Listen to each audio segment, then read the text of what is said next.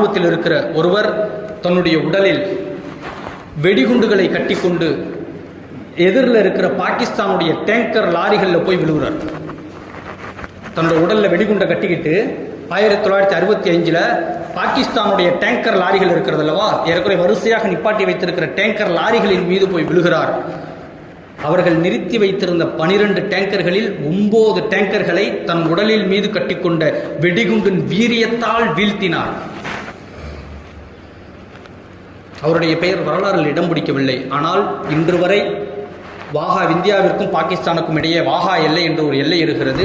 அந்த எல்லையின் ஆட்சிக்கு பெயர் வைத்திருக்கிறார்கள் அப்துல் ஹமீது கான் ஆட்சி.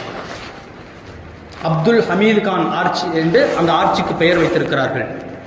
இந்தியாவின் வரலாற்றுக்கு, சுதந்திரத்திற்கு முன்னால் மட்டுமல்ல, இந்தியா சுதந்திரம் அடைந்ததற்கு பின்னாலும் இந்த தேசத்திற்காக உழைத்தவர்கள். ஏன்